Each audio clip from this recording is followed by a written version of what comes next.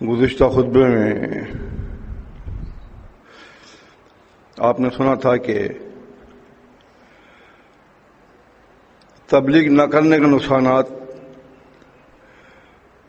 غلط کام ہوتے ہوئے دیکھنا، اس کو نہ روکنا، اس کے نقصانات، اور جو روک رہے ہیں اس کا فائدہ. تو آپ نے اس سے پچھلے جمعے میں بنی اسرائیل کے سلسلے میں قصہ سنا تھا.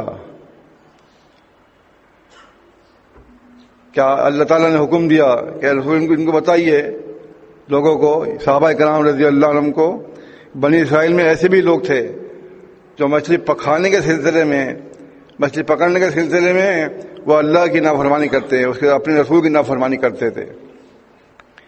تو ان میں سے جو ان کو روکتے تھے وہ بروز قیامت بچ گئے، اور جو دیکھتے تھے اور ان کو نصیحت کرنے چھوڑ دیا تھا انہوں نے، وہ پکڑے گئے. کرنے والے بھی پکڑے گئے اور دیکھنے والے بھی پکڑے گئے، سوائے اس کے جنہوں نے ہاتھ پکڑ لیا. اس سلسلے میں نبی علیہ الصلوۃ والسلام نے ایک مثال بیان کی صحیح بخاری کے حوالے سے، جو میں نے بتایا تھا جہاز کے سلسلے میں، کہ ڈبل منزل کا جہاز ہے. قرآن اندازی میں بعض لوگ اوپر جاتے ہیں، نیچے جاتے ہیں، وہ پانی بھرنے نیچے والے اوپر جاتے ہیں، تو ان کو تکلیف ہوتی تھی. تو انہوں نے کہا یہیں کیوں نہ پیندے میں سوراخ کر لیں. آپ جانتے ہیں کہ پیندے میں سوراخ ہو جائے گا، جہاز کو ڈوب جائے گا. تو انہوں نے کہا کیا کر رہے ہو؟ اگر وہ دیکھتے رہتے کیا کر رہے ہیں، کرنے دو. تو خود بھی ڈوب جاتے، جہاز بھی ڈوبتا، اور دونوں اوپر کے لوگ سب ڈوب جاتے. لیکن آیا، ان کو منع کیا، ان کا ہاتھ پکڑا، روکا کہ نہیں، تم سوراخ مت کرو، تم پانی بے شک اوپر سے آگے لے جاؤ. تو تبلیغ کے سلسلے میں فرمایا اللہ تعالیٰ نے جہادوا فینا حق جہاد ہی، اللہ تعالیٰ کے راستے میں جہاد کرو جیسے جہاد کرنے کا حق ہے. صحیح طور پر تبلیغ کیجیے. دیکھو اس وقت جنگ کا موقع نہیں ہے، لیکن جہاد کا مطلب کیا ہے کہ اللہ کے دین کو پھیلانے میں، اللہ کے دین کو پہنچانے میں آپ کو کوشش کرنی چاہیے. یہ ہے اس آیت کا مطلب. لیکن اس میں ایک بات ضرور ہے جو احمد کی صحیح حدیث ہے. فرماتے ہیں اللہ کے رسول صلی اللہ علیہ وسلم، مجاہد وہ ہے من جاہد نفسہ فی اطاعت اللہ، کہ جو اپنے نفس سے اللہ کے راستے میں اللہ جھگڑا کرتا ہے، اللہ کی اطاعت کے معاملے میں جھگڑا کرتا ہے. دل کہتا ہے کہ نہیں، اور اللہ تعالیٰ کا حکم آتا ہے اس کو کرو. اگر اس نے اپنے اس موقع پر اپنے دل کو قابو کر لیا اور جو اللہ نے فرمایا اس کے تابع کر لیا، تو گویا صحیح مجاہد وہ ہے.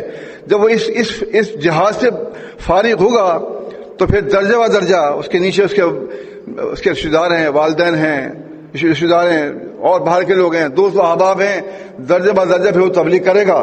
جب وہ اپنی ہی تبلیغ کرنے میں ناکام ہے، اپنے آپ کو ہی نہیں روک پاتا ہے اور خواہشات کی پیروی کرتا ہے، تو پھر بتائیے آگے تبلیغ کیسے کرے گا؟ وہ تبلیغ کرے گا تو ویسے ہی پکڑا جائے گا. تو اس طریقے سے آپ اس کو دیکھیے. اجتماع کا انعقاد جو ہے وہ اس کے لیے ہی کیا جاتا ہے تاکہ ہم لوگوں تک اپنی بات پہنچاتے رہیں. حالانکہ کراچی میں کافی لوگ سمجھ گئے ہیں، پہچانتے ہیں کہ ہاں جماعت المسلمین کیا کر رہی ہے، پنجاب میں کیا، سرحد میں کیا، سندھ میں کیا، سب جگہ دعوت تقریباً پھیل چکی ہے جماعت المسلمین کی. گورنمنٹ پاکستان جو ہے، جو ان کی CID ہے، ان کے SIA ہے، سب کو پتہ ہے کہ جماعت المسلمین کیا کام کر رہی ہے. اب دھگش بھی بات نہیں رہی. لیکن یہ ہے کہ ایک وقت تھا کہ جب اس میدان میں اترنے کو ڈر لگتا تھا. آج ایسا نہیں ہے. آج اس میدان میں آپ اتریں گے، آیات لے کے، احادیث لے کر لوگوں تک پہنچائیں گے، بات کریں گے، کہیں گے ہاں یار سنا تو ہے جماعت، اچھا بتاؤ تم کیا کہتے ہو. پھر وہاں پہ آپ آیت حدیث جب پڑھیں گے تو اس پہ بہترین اثر قائم ہوگا. یہ تو وہ جہاد ہے جو ابھی جان کی بازی کا نہیں ہے. یہ جہاد کائیں کا ہے؟ جیسا ابو داؤد میں صحیح حدیث ہے، فرمایا اللہ کے رسول صلی اللہ علیہ وسلم نے جہاد المشرکین باموالہم وانفسہم والسنتہم، اے لوگوں، ایمان والو، مشرکین سے جنگ کرو، جہاد کرو، کوشش کرو، جہاد کرو. کہیں سے اپنے آپ کے پیش کرو، آیات کی پیش کرو، اور اپنی زبان سے جہاد کرو، اپنے مال سے جہاد کرو. اس طریقے سے جب جہاد کریں گے تو آپ کا حق ادا ہوگا. اللہ نے آپ کو ہدایت دی ہے، اس ہدایت کا لے کے نہ بیٹھیے. اس ہدایت کو لے کے نکلیں گے تو پتہ چلے گا آپ کیا کر رہے ہیں. ڈرنے کی کیا ضرورت ہے؟ ڈریے مت. یہ اس میدان میں دل تھام کے نکلیے اور انشاءاللہ لوگوں پہ وار کیجیے آیات کا، حدیث کا. سورۃ توبہ میں ہے وَالَّذِينَ اِذَا مَا أَتَوْكَ لِتَحْمِلَهُمْ. اے رسول ایسے لوگ بھی ہیں جو ان پہ کوئی گناہ نہیں ہے جنگ میں نہ شریک ہونے کی وجہ سے. کیوں نہیں ہے گناہ؟ کہ جب وہ آپ کے پاس آتے ہیں لِتَحْمِلَهُمْ تاکہ آپ ان کو سواری دے دیں، ان کو سوار کر دیں. قلتا آپ فرماتے ہیں لا اجدو، آپ فرماتے ہیں لا اجدو ما تحمل علیہ، میں نہیں پاتا سواریاں میں تمہیں کس طرح سے دوں، تمہیں سواری پہ کیسے سوار کر دوں میں. آپ دیکھیں تبلو پھر صحابہ کرام واپس ہوتے ہیں وَأَعْيُنُهُمْ تَفِيضُ مِنَ الدَّمْعِ حَزَنًا، اور ان کی آنکھوں سے آنسو بہتے ہوتے ہیں، کیونکہ اللہ یجد ما ينفقون، وہ نہیں پاتے کیا خرچ کریں، ان کے پاس خرچ کے لیے پیسے نہیں ہے، خرچ کے لیے سواری نہیں خرید سکتے ہیں. جنگ کا موقع ہے، جنگ تبوک لڑنی ہے جا کر، اور جنگ تبوک بہت دور دراز مقام پر ہو رہی تھی. ابو موسیٰ اشعری رضی اللہ عنہ کہتے ہیں اس کا سیاق و سباق صحیح بخاری میں ہے اس آیت کا. ابو موسیٰ کہتے ہیں کہ میں بھی ان لوگوں میں شامل تھا کہ جن کے پاس سواریاں نہیں تھیں اور سواریاں وہ مانگنا چاہتے تھے، حاصل کرنا چاہتے تھے، کہیں سے سواریاں مل جائیں تو ہم شریک جنگ ہو جائیں. تو یہ وہ جنگ ہے جہاں پر جان کی بازی لگنے والی ہے. یہاں پر یا تو شہید ہوگا آدمی یا پھر غازی بن کے لوٹے گا. آپ کا مقام وہ نہیں ہے. ابھی آپ کو صرف تبلیغ کرنی ہے آیت پڑھ کر، حدیث پڑھ کر، نہیں تو آپ جو بھی آپ کے بساط میں ہے آپ اجتماع میں اپنا حصہ ڈالیے، پیسے کے لحاظ سے ڈالیے، اوقات سے لحاظ سے ڈالیے. آپ پمفلٹ بانٹ سکتے ہیں وہ کام کیجئے، آپ گڈھے کھو سکتے ہیں وہ کام کیجئے. اجتماع میں بہت سے کام نکلتے ہیں. یہ نہیں کہ آپ پیسے خرچ کریں، یہ نہیں کہ آپ اوقات دیں، نہیں، ہر طرح سے آدمی کو پیش ہونے کا موقع دیتا اللہ تعالیٰ. اس کے بعد یہ ہوا کہ ابو موسیٰ کہتے ہیں کہ مجھے میرے دوستوں نے کہا کہ تم جا کر اللہ کے رسول صلی اللہ علیہ وسلم سے سواریاں مانگو، ہمیں جنگ میں جانا ہے، ہم جنگ لڑنا چاہتے ہیں اللہ کے راستے میں. ان کو جذبات دیکھیے آپ. ورنہ کہہ دیتے اللہ سے کہتے ہمارے پاس سواری تھی نہیں، ہم ہوتی ہے، ہمارے پاس وسائل ہوتے تو ہم ضرور جنگ لڑتے، ہمارے وسائل نہیں تھے تو ہم نہیں ہیں جنگ کے اندر. نہیں، تقوت ہو کر رہے ہیں، حق کا جہادی کا کام ادا کر رہے ہیں، حق کا جہادی جہاد فینا، حق کا جہادی کا کام ادا کر رہے ہیں.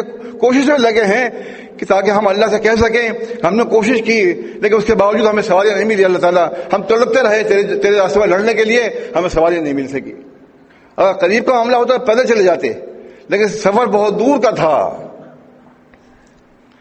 اب ابو موسیٰ رضی اللہ تعالیٰ عنہ کہتے کہ میں اللہ کے رسول صلی اللہ علیہ وسلم کے پاس پہنچا،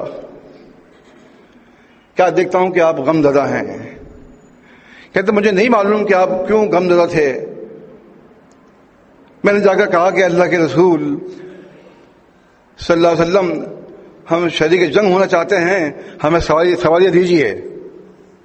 میرے دوستوں نے آپ کے پاس مجھے بھیجا ہے، کیونکہ اللہ کے نبی صلی اللہ علیہ وسلم پہلے ہی غصے میں تھے، غمزدہ تھے. یہ بات سن کر آپ نے فرمایا کہ اللہ کی قسم میں تمہیں سواریاں نہیں دے سکتا، کیونکہ میں تمہیں سواریاں کہاں سے دوں، میرے پاس خود نہیں ہے. ابو موسیٰ رضی اللہ عنہ کہتے ہیں جب آپ گزرا تولو واپس ہوئے وَأَعْيُنُهُمْ تَفِيضُ مِنَ الدَّمْعِ حَزَنًا، کہ ان کی آنکھوں سے آنسو بہ رہے تھے. کیوں؟ اللہ یجد ما ينفقون، کہ وہ کیا خرچ کریں، نہیں پاتے وہ کیا خرچ کریں. تو سوال کیا ہو رہا ہے کہ یہ اس وقت جب واپس ہوئے تو غم زدہ تھے. کیوں غم زدہ تھے؟ کہ ان کو سواریاں نہیں مل پا رہی تھی. کہتے ہیں کہ میں نے جا کر اپنے دوستوں سے کہا کہ اللہ کے رسول صلی اللہ علیہ وسلم نے قسم کھائی ہے اور کہا کہ میرے پاس سواریاں نہیں ہیں، میں تمہیں سواریاں کہاں سے دوں.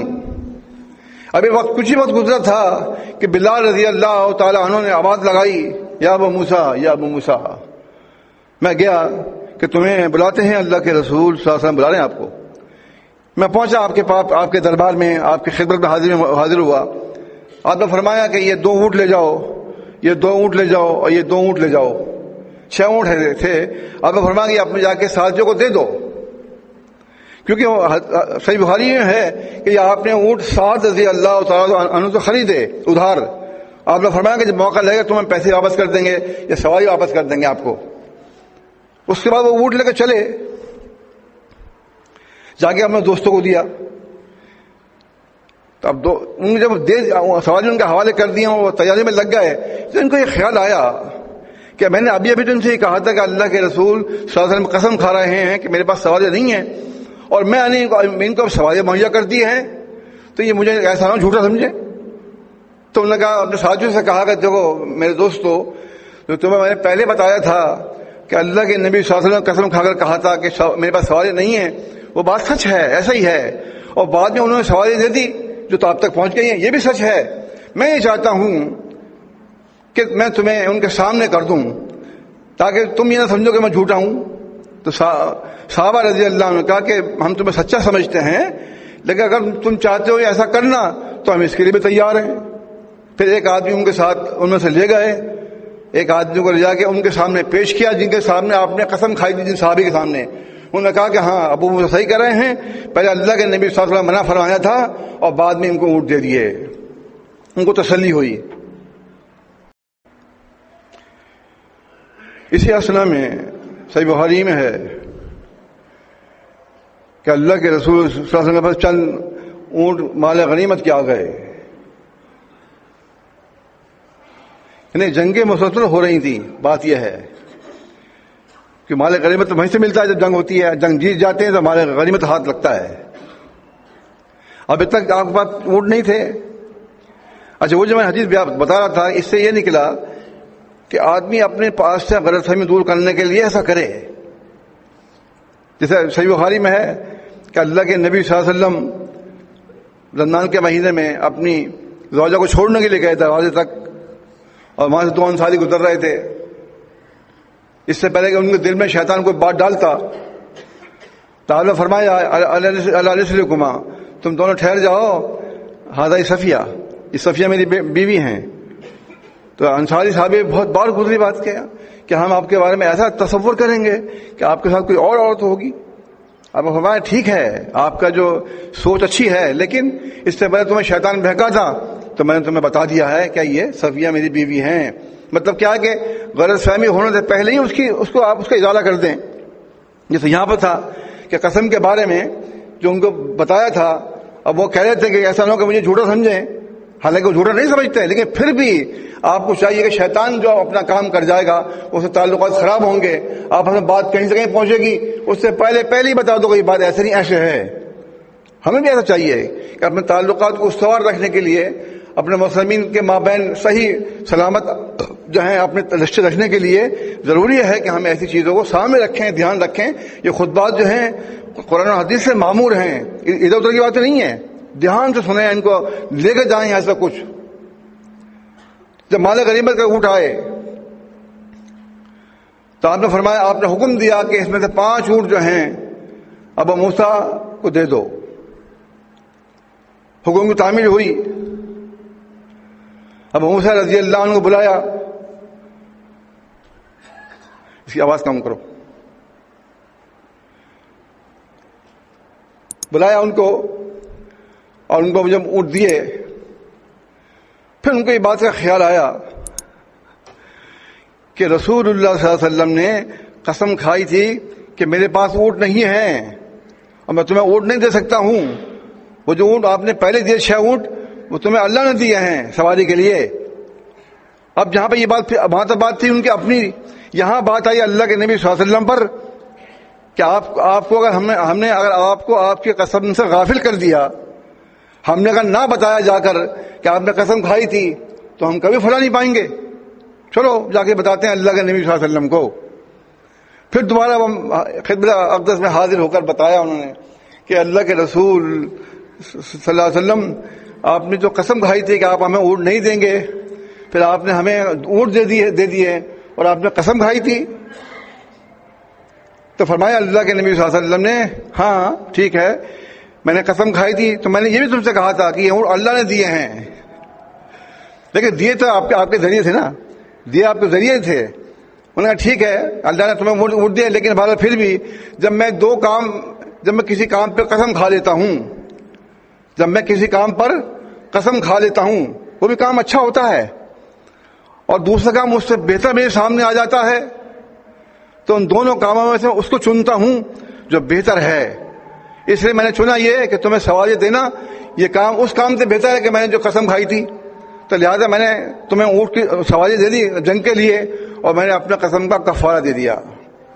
تو اللہ کی قسم معمولی نہیں ہے، جو اللہ کی قسم کھا لے تو سچی کھائے، اور اگر ایسا معاملہ آ جائے کہ آپ سمجھتے ہیں کہ میں نے قسم کھائی ہے لیکن اب جو میرے سامنے کام ہے یہ اس سے بہتر ہے، تو اس کام کو کر لے، اس کا کفارہ دے دے۔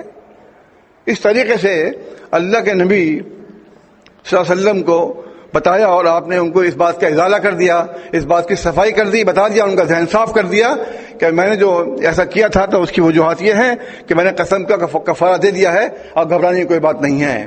تو اس طریقے سے آپ دیکھیے کہ جنگ کے موقع پر یا جہاد کے موقع پر ہمیں بھی ایسے ہی تڑپنا چاہیے۔ صحیح بخاری کے الفاظ ہیں، فرماتے اللہ کے رسول صلی اللہ علیہ وسلم غدوۃ اور روحۃ، ایک صبح نکلنا اللہ کے راستے میں، یہ ایک شام نکلنا اللہ کے راستے میں، خیر من دنیا و ما فیہا، دنیا جو کچھ دنیا میں اس سے کہیں بہتر ہے۔ اندازہ کیجئے جہاں پر کئی ارب لوگ بستے ہیں جس دنیا کے اندر، اس دنیا کو اللہ کے نبی صلی اللہ علیہ وسلم نے اللہ کے راستے میں ایک صبح نکلنے کے لیے یا ایک شام نکلنے کے لیے دنیا اس کو اس سے ہیج کر دیا، اور نکلنے والے کو اس کے اوپر فوقیت دی کہ اللہ کے راستے میں نکلنا کہیں بہتر ہے۔ دنیا کے اندر جو کچھ ہے وہ بیکار ہے، اس کے آگے وہ کچھ بھی نہیں ہے۔ تو اس طرح سے آپ دیکھیے جگہ جگہ پہ ملتی فضیلتیں ملتی ہیں، تو اس کے لیے تیاری کریں، اپنے آپ کو مستعد کریں، کوئی کام بھی آگے آنے مت دیجیے۔ پہلے سے کیوں بتاتے ہیں ہم آپ کو؟ ایک سال پہلے کیوں اعلان کر دیتے ہیں؟ تاکہ آپ کو معلوم ہو کہ ہمارا اجتماع آنے والا ہے، اور شیطان کا کام کیا ہے؟ عین موقع پر کوئی نہ کوئی ایسے کام نکال دینا کہ آپ کیا کہ یار کیا کریں گے، تو کرنا ہے بھائی، ہے نہیں بولو یہ نہیں کرنا، اس کو ٹھوکر مار دیں اور اللہ کے راستے میں نکل کھڑے ہوں اور اپنی حاضری کو یقینی بنائے۔ اس طرح سے آپ کریں گے تو آپ کو اللہ کئی گنا دے گا اس کا اجر، کیونکہ آپ نے صرف اللہ کی خاطر اس کام کو چھوڑ دیا۔ بے شک اس میں نفع تھا، مگر وہ نفع اتنا اچھا نہیں ہے کہ آپ اللہ کے راستے میں جانے سے رک جائیں، نہیں ایسا نہیں ہے۔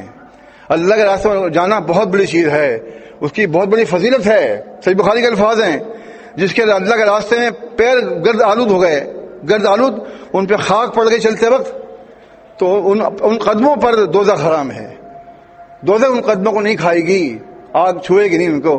کتنی بڑی فضیلت ہے، آگ سے ہم بچنے کے لیے سب کچھ کر رہے ہیں، تو اس کے پہ دھیان رکھیے۔ آپ اپنے آپ کو اس قائل کریں، جیسے میں نے بتایا آپ کو کہ مجاہد وہ ہے کہ جو اپنے نفس سے لڑے، پہلے اپنے نفس سے لڑنے کے بعد پھر آگے نکلے۔ اپنے نفس سے لڑنے میں ناکام ہو رہا ہے تو باہر نکلنے میں اس کو تھوڑی سی دشواری آئے گی، صحیح نا؟ وہ نہیں کہے گا منہ سے، کیونکہ آپ نے آیتیں پڑھی، حدیثیں پڑھی، آپ کی تبلیغ بڑی اسٹرانگ ہے، آپ کی تبلیغ بڑی مضبوط ہے، لیکن وہ پیچھے ضرور سوچے گا کہ اس کی داڑھی چھوٹی تھی، اس کا پانچ نیچے پڑا ہوا تھا، یہ تو ننگے سے گھوم رہا تھا، یہ کاروبار بےمانی کرتا ہے، وہ سو جو بھی اس کے نقائص ہوں گے، وہ شیطان نے کام کیا، فی رسول الناس میرا جنت والناس، وہ انسانوں کو دل میں وسوسہ ڈال کے، چاہے وہ جنات میں سے ہوں یا وہ انسانوں میں سے ہوں، دونوں کا کام کیا ہے کہ اللہ کے راستے سے روکنا۔ اور استغفر اللہ